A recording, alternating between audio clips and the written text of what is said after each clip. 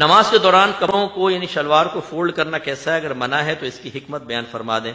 دیکھیں نبی کریم صلی اللہ علیہ وسلم نے الٹا کپڑا پہن کے نماز پڑھنے سے منع فرمایا، بعض روایتوں میں کپڑا گھرسنے سے منع فرمایا۔ گھرسنے کا مطلب یہ فولڈ کر لینا ہی ہوتا ہے۔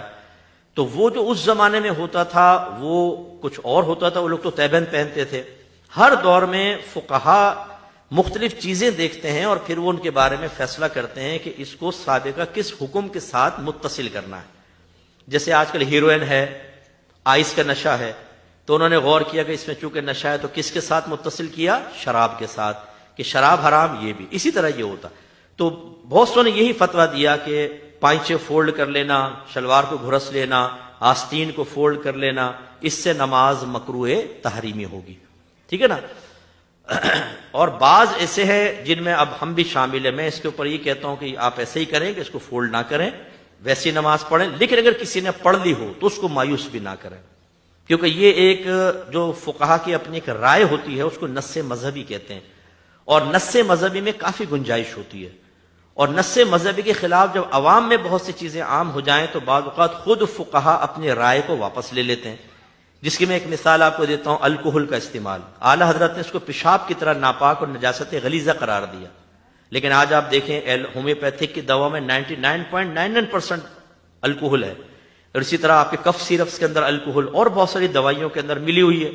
تو جب فقہا نے دیکھا کہ یہ عام ہو گئی ہے تو انہوں نے اپنی رائے واپس لے کر جواز کا حکم دے دیا۔ ایسی آرٹیفیشل جیولری جو عورتیں پہنتی ہیں، آپ دیکھیں پہلے لوہا پہن کر عورت کا نماز پڑھنا مکروہ تحریمی لکھا ہے فقہا نے، لیکن جب یہ بہت زیادہ عام ہو گئی تو اس میں بھی رعایت دی۔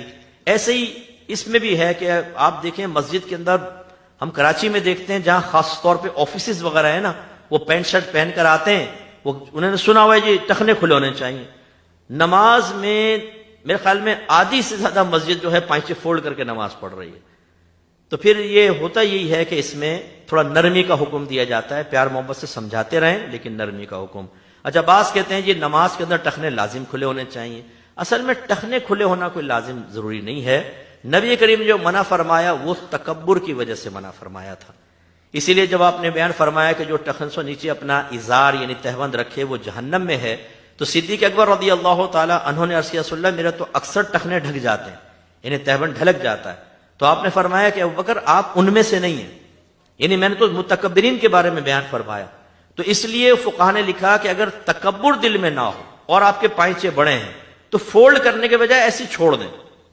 زیادہ سے زیادہ نماز مکروہ تنزیہی ہوگی، اور مکروہ تنزیہی عمل گناہ نہیں ہوتا، اگرچہ آپ عادت بنا لیں، ٹھیک ہے، ناپسندیدہ ہوتا، گناہ نہیں ہوتا، فولڈ نہ کریں، یہ بہتر ہے، ٹھیک ہے، تاکہ اختلاف علماء سے آپ محفوظ رہیں۔